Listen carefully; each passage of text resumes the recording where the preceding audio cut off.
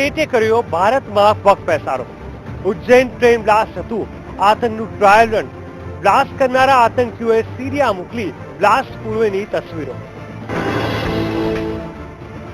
સિરિયા અને ઇરાકમાં આતંક મચાવનાર આતંકી સંગઠને કર્યો છે ભારતમાં પગ પેસારો. ઇસ્લામિક સ્ટેટ ભારતમાં પ્રથમ આતંકી હુમલો કરવામાં સફળ રહ્યું છે. જી હા, ઉજ્જૈનના સાજપુરમાં થયેલો ટ્રેન બ્લાસ્ટ ISIS દ્વારા કરાયો હોવાનો ઘટસ્ફોટ થયો છે. આતંકીઓએ આ બ્લાસ્ટને ટ્રાયલ રન ગણાવ્યું છે અને આગામી સમયમાં દેશમાં મોટો બ્લાસ્ટ કરવાની ફિરાકમાં હતા આતંકીઓ. મધ્યપ્રદેશના મુખ્યમંત્રી શિવરાજસિંહ ચૌહાણે ઉજ્જૈન ટ્રેન બ્લાસ્ટમાં ISISથી સંડોવણી હોવાની પુષ્ટિ કરી છે. શિવરાજસિંહે જણાવ્યું કે ટ્રેનમાં પાઇપ બોમ્બ મૂક્યા બાદ આતંકીઓએ તેની તસવીરો લીધી હતી, જેને સિરિયા મોકલવામાં આવી હતી.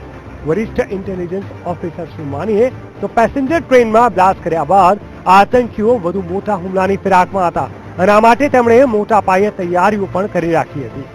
મુખ્યમંત્રી શિવરાજસિંહે જણાવ્યું કે આતંકીઓ ઇસ્લામિક સ્ટેટ સાથે જોડાયેલા હોવાના મજબૂત પુરાવા મળી આવ્યા છે. એટલું જ નહીં, બ્લાસ્ટ કરવા માટે જે વિસ્ફોટકોનો ઉપયોગ કરાયો હતો તે પણ ISIS દ્વારા ઉપયોગમાં લેવાતા વિસ્ફોટકોને મળતા આવે છે. યુપી અને કાનપુર તેમજ કન્નૌજના રહેવાસી આતંકીઓ ટ્રેન બ્લાસ્ટ કરીને લખનૌ પરત ફરવાના હતા. આતંકીઓએ બોમ્બ બનાવવાની રીત ઇન્ટરનેટ પરથી શીખી હતી. આતંકીઓએ ટ્રેનમાં બોમ્બ એવી રીતે ગોઠવ્યો હતો કે તે 2 કલાકમાં ફાટી જાય. જોકે અપરવૃત્તમાં મુકાયેલા હોવાથી વધુ લોકોને જાનહાનિ થઈ ન હતી. ઉજ્જૈન આતંકી હુમલાના માસ્ટરમાઇન્ડ આતિક મુઝફ્ફર, મોહમ્મદ દનીશ અને સૈયદ મીર હુસૈન પહેલાથી જ ઝડપાઈ ગયા છે. આ દરમિયાન લખનૌના ઠાકુરગંજમાં આતંકી સફુલ્લા ઠાર મરાયો છે.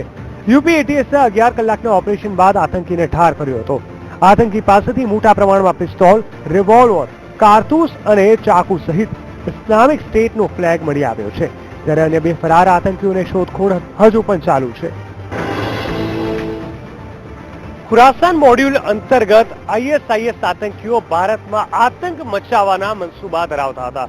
જોકે યુપી ATS અને સુરક્ષા એજન્સીઓએ સાથે મળીને આતંકીઓના મનસૂબા પર પાણી ફેરવી દીધું હતું.